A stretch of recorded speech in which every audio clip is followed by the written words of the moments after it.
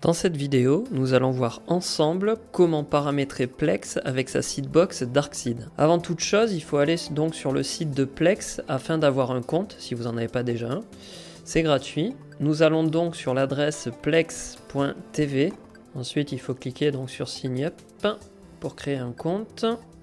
Alors vous pouvez faire si vous avez un compte Google ou Facebook ou sinon avec une adresse mail. Ensuite, on définit un mot de passe.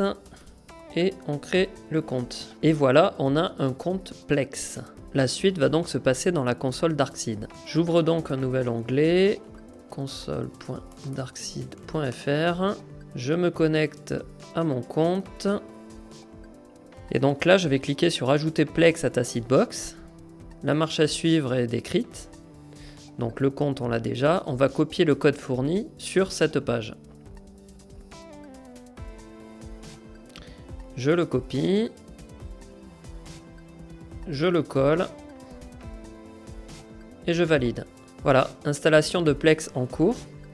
J'attire votre attention sur le fait que le code fourni pour pouvoir coupler votre seedbox avec Plex a une durée de vie. Là, par exemple, il expire dans 4 minutes. C'est largement suffisant. En un peu moins de 2 minutes, votre serveur Plex chez Darkseed va être installé. Et voilà, le serveur Plex est activé sur la seedbox et le contenu de la seedbox est accessible dans Media Download. On peut donc accéder au serveur Plex. Là, il me demande de m'identifier.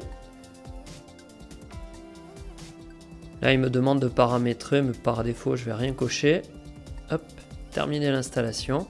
Et donc voilà, là on est sur le serveur Plex sur votre seedbox. Et on va donc configurer la bibliothèque pour qu'il puisse aller chercher le contenu qui se trouve sur la seedbox. On clique donc dans les paramètres. Ensuite, on voit donc le serveur Darkseed. On va dans Paramètres bibliothèque. On va dire analyser ma bibliothèque automatiquement, périodiquement aussi tant qu'à faire. Et on va aller ajouter la bibliothèque dans Réglages bibliothèque. Là, on voit qu'il n'y a aucune bibliothèque paramétrée. On dit ajouter une bibliothèque. En fonction du type de données que l'on souhaite définir pour la bibliothèque, on choisit. Là par exemple on va dire film.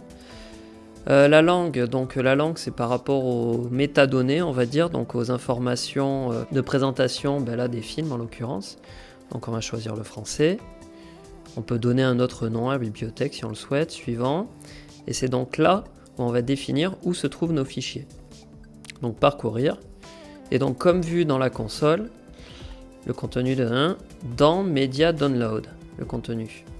Donc on revient sur Plex et donc on va dans Media Download et là on voit il y a un film.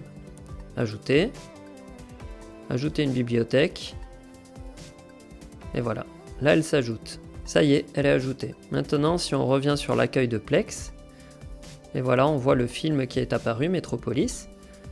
Si on clique dessus, on a donc les informations avec les différents acteurs, tout ça. Et donc on peut le lire en streaming directement dans le navigateur. Et voilà, c'est parti.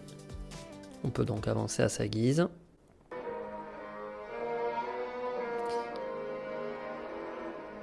Et on peut le mettre en plein écran.